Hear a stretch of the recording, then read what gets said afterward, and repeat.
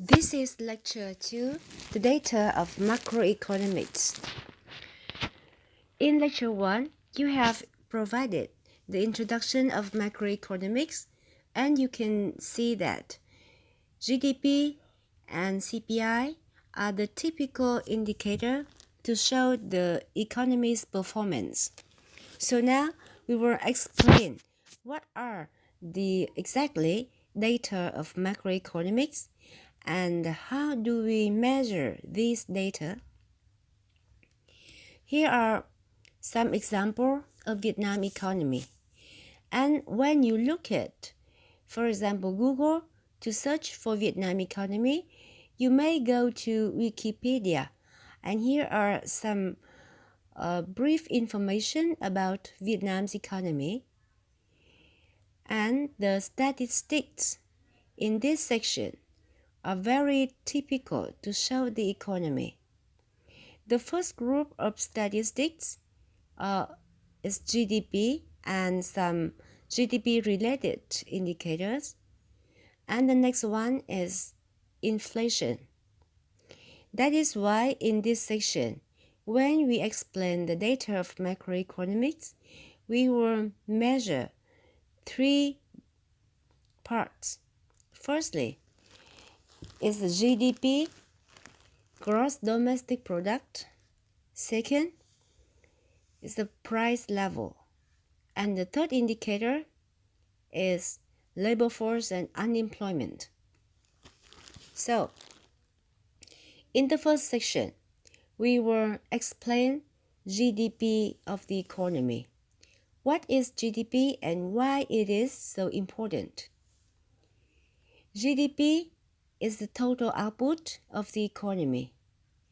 And we have based on the rules that there is the rule that a transaction is made by a seller and a buyer.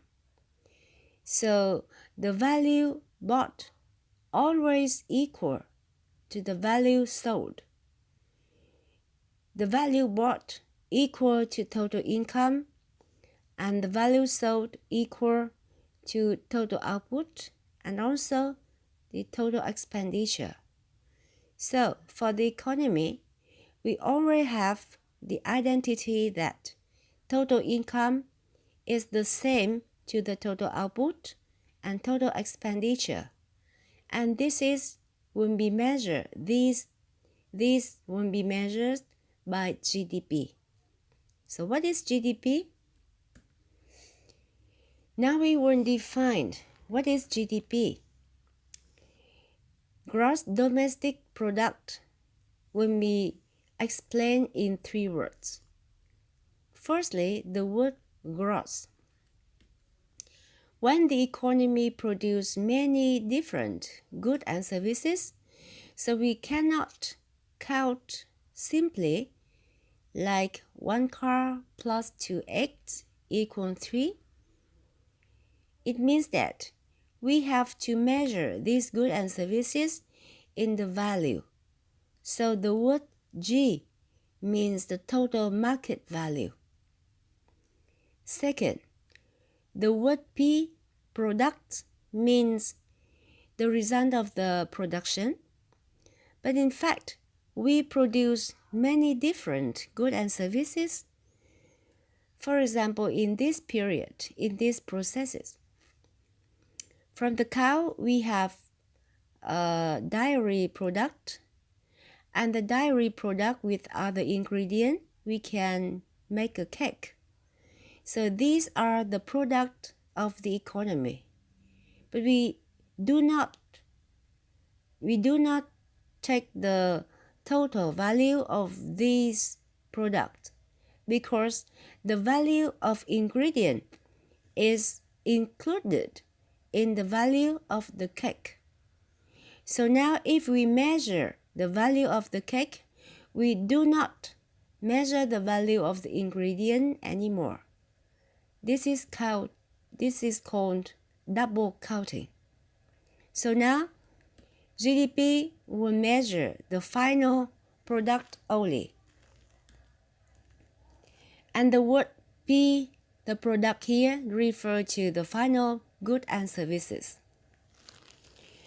So what is the ingredient and the cow?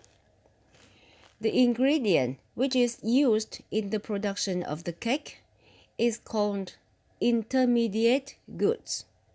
These intermediate goods is used in the production of other goods and services, and we cannot use it repeatedly. We just can use it only one time. So it means that when we use a machine in the production of the cake, the machine is used repeatedly in this production, so it is not intermediate good. The machine is used repeatedly in the production of the cake, so the machine is also be called final good. And the last word is D, domestic. The word domestic refers to the location of production. It means that goods and services produced domestically within a country. And the last point for the definition is the time for the counting is normally a year. So now from these 2 points, we will have the full definition for GDP. GDP is the total market value of all final goods and services produced within a country in a given period of time, normally a year. Okay, so after we compute GDP like this, we have definition of GDP like this, we can also use other indicator to measure a nation's income. The first indicator is GNP. GNP is gross national product. Is similar to GDP, but focus on national, not domestically produced. Second, we measure net national product. It is the difference between the gross national product and depreciation. It means that when we measure gross national product, we measure only the gross value or the goods and services produced in the economy. But at the same time, we also lost something from the available machine and factory. So if we take into account the goods produced and the invisible losses, we will have the net product. From the net product, we have national income by subtract the indirect tax. And we have personal income if we subtract the profit retained or the profit for reinvestment and plus transfer from the government. And lastly, disposable income is the income that we can use for buying goods and services after we finish our duty on tax and other fees. So now we have some indicators besides GDP to measure a nation's income. But we can see that even we have many indicators, all these indicators have to start with GDP. So GDP is the most important indicator. And now we will go to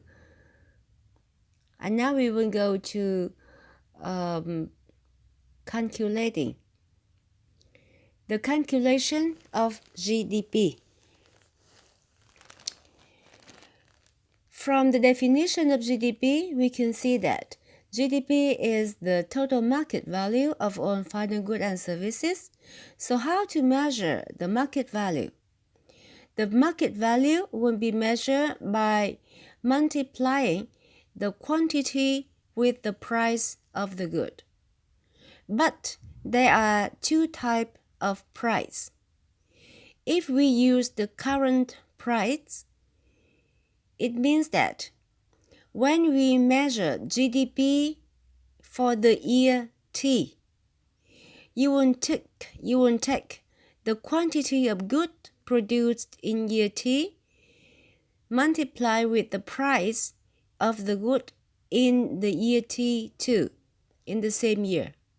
So the result for GDP may change due to two reasons: the changes in quantity and the changes in the price. So we cannot conclude that we produce more or less goods and services. That is why this value of GDP is called nominal GDP, and we use little n to denote for the nominal. In the second case, we use relative price or the fixed price to measure GDP. It means that when we measure GDP for the year T, we will take quantity of goods and services produced in year T, multiply with the price in the base year, and this price is fixed for many years. Even when you compute GDP for another year, for example, the year T-1. So it means that this value of GDP won't change for only one reason, because the price is fixed. So if this GDP is higher, so it means that quantity of goods and services is higher, not the price. That is why we call this value is the real GDP, and we use little r to stand for real. Okay, so here we have the two values of GDP. The nominal value of GDP calculated by using current price, and real GDP is calculated by using fixed price or the relative price. From this calculation, we have the application of GDP for economic growth and GDP deflator. The economic growth measures the growth of the economy. It means that the economy produces more goods and services or less. So we will take real GDP in year T compared to the real GDP in the previous year, T-1, and the result may be some kind of percent. For example, now we look back to the example of Vietnam's economy. In this example, GDP growth is 7% in 2018. What does it mean? The economic growth or the growth of GDP is 7%. It means that real GDP in 2018 increased by 7% compared to real GDP in 2017, the previous year. The second application is the GDP deflator. If we take the ratio of nominal GDP and real GDP, so it means that we compare the price in year T to the price in the base year. So this ratio will show you the change in the price. And GDP deflator is also be the price indicator. Okay, so from this calculation, you have The first practice is problem 4 in page 510.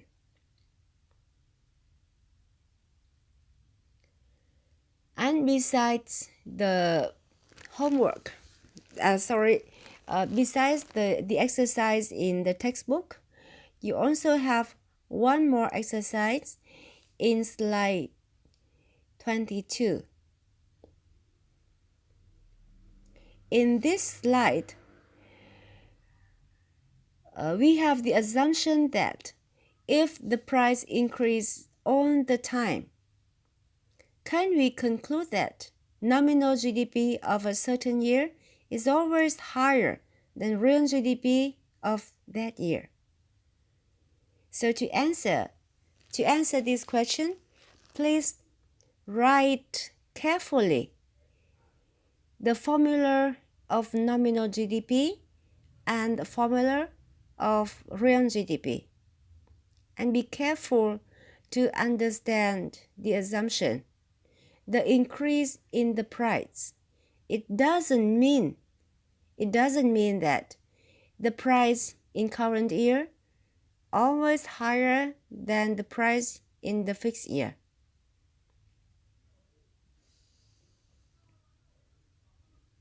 One more exercise is the calculation of nominal GDP, real GDP, and the growth rate.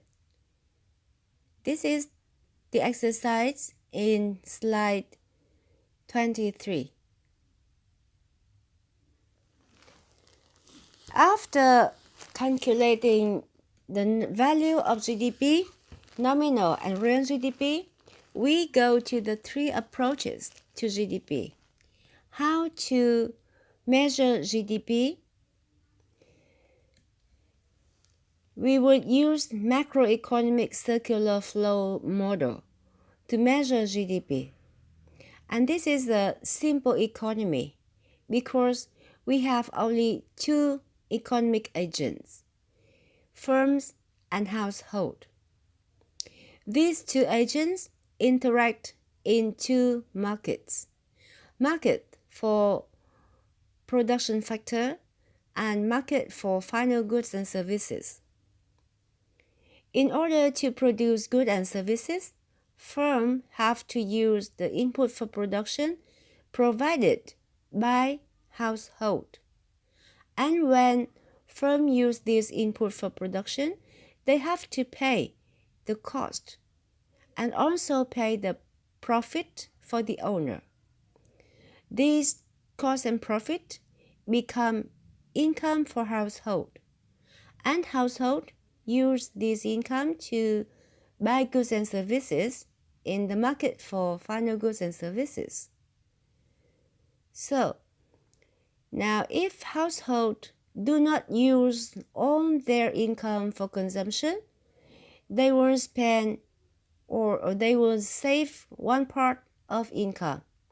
And this saving goes to the financial system. Firms borrow from the financial system and use this money to buy more machine or to build factory.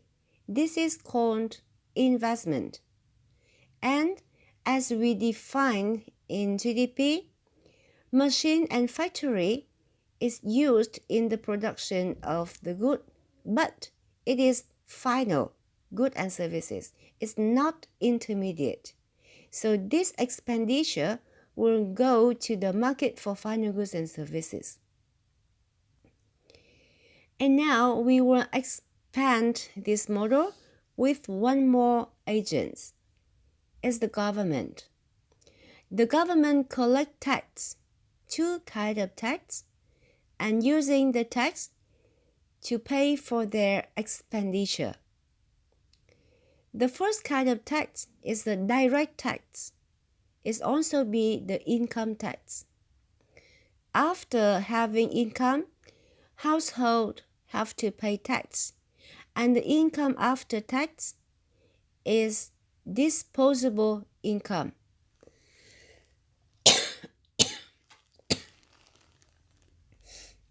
The second type of tax is the indirect or excise tax.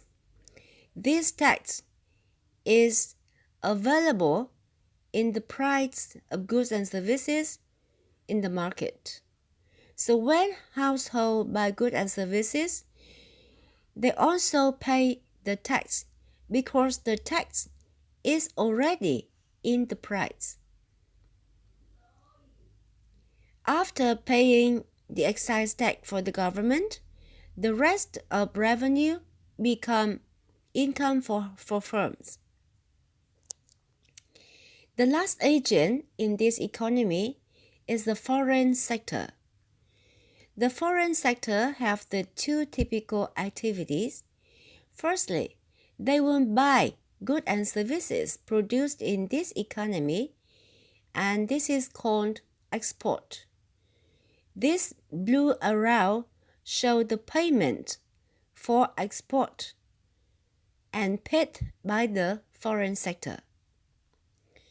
Besides, they also sell goods and services in this market, and this is the import goods. And this blue arrow shows the payments go out from the market. This is the payment for import goods. And finally, now we have the four expenditure in this market. The first expenditure is consumption, expenditure for the consumer goods and services. The second expenditure is investment. This is the expenditure for machine and factory. The third expenditure is the expenditure by the government. The government pay for the public goods and public administration. And the last expenditure is the expenditure by the foreigner when they buy export goods.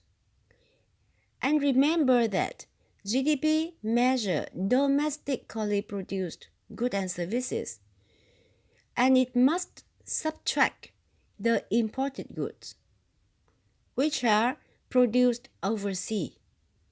So now we will have the conclusion for GDP is consumption plus investment plus government spending plus export and minus import. The difference between export and import is called net export. And here are the explanation for the four expenditure and also be the four components of GDP in the first approach. The first approach is called GDP by expenditure. There are two excludes in this approach. The first exclude is the purchase of new houses by household. When household buy new house, this expenditure is not counted for consumption because houses is different from consumer goods. It is the capital goods. That is why the expenditure of new house is counted in investment. One more exclusion is inventory. The inventory measure goods and services which are produced in a year, but is not sold. It still be stored in the company. So in this case, firms still keep or still hold these goods and services. It is inventory and it become one part of investment. So now we have the conclusion for the first approach to GDP is that GDP includes four components. Firstly, consumption is the expenditure by household on consumer goods and services. Second, investment is the expenditure on capital goods, on inventory and new houses. Thirdly, government spending is the government's expenditure on public goods and services. And last one, net export is the difference between export and import. Also, from this macroeconomic circular flow, we have another approach to GDP is the income approach. And we can see that when we measure GDP by the first approach, is the value in the market for final goods and services. This value equal to the revenue plus excise tax. And the revenue here equal to the cost and profit. So now if we go from this approach, go back, we can also compute GDP similar to the first approach. In the second approach, GDP can be computed by the sources of income, and there are 5 sources of income. After having 5 sources of income, the sources of income are the income in this corner. Now we have to add the excise tax, and we will have the similar value for GDP like the first approach. So the 5 sources of income, wage, interest, rental, profit, and owner's income, plus excise tax will bring you GDP by expenditure. So GDP by the sources of income is different from the GDP by expenditure by this value, excise tax. The last approach to GDP is GDP by value added. For example, now we look at the process of making a cake. The first step of making a cake is that we have a cow, and from the cow we produce the dairy product. The dairy products, together with other ingredients, we can make a cake. So it means that the value of the cake is created step by step, and at each step there will be one value created. It is called the value added. And the value of the final goods is the total value added or the value created from each step of the production. So now we have the conclusion for GDP in this approach. GDP is the sum of all value added in the economy. And we can compute value added by take the difference between total revenue and the cost for intermediate goods as the inputs, like this, inputs for the production.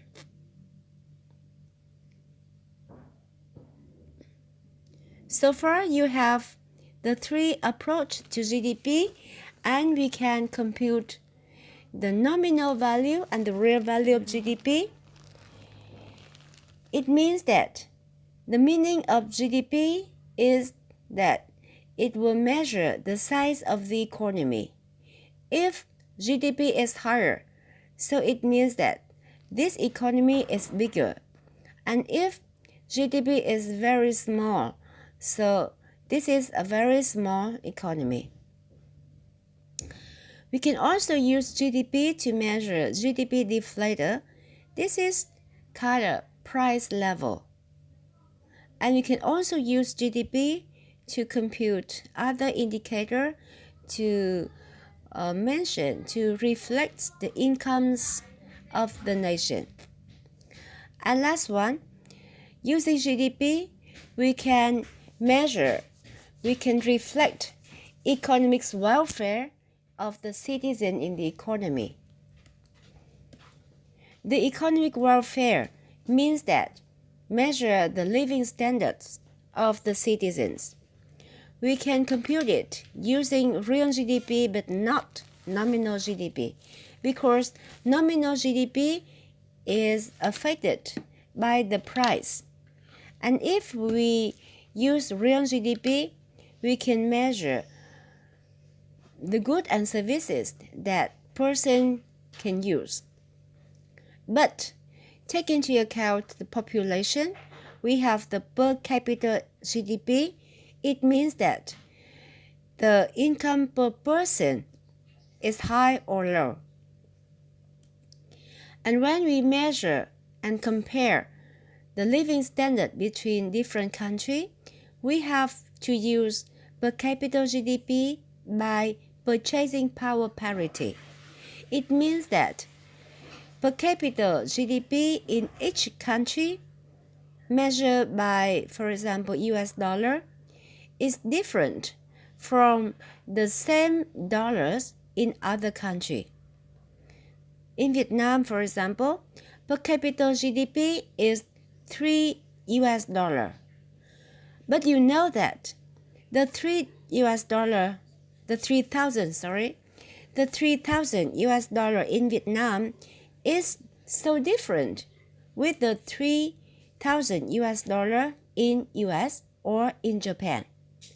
So if you want to compare the living standard between Vietnam and Japan, we have to correct the US dollar with the purchasing power parity. And so after the correction, per capita GDP in Vietnam is not 3,000 anymore, and it becomes 7,000. And it means that the 3,000 US dollar in Vietnam is equivalent to 7,000 US dollar in US. When we compute economic welfare, we have to add some more goods and services that are produced at home and not reported in the economy. And also the value of underground economy. It means that many goods and services which is produced but reported under state. We can also have taken into account the pollution, the distribution of income, because this itself deteriorate the living standard, and it makes our living standard worse off. So after taking into account the value we have to add and the value we need to subtract, we will have economic welfare, and this indicator is a better indicator to reflect living standards. So this is the application of GDP, and it's also the end of lecture 2. Rồi. Con cũng chào đào rồi.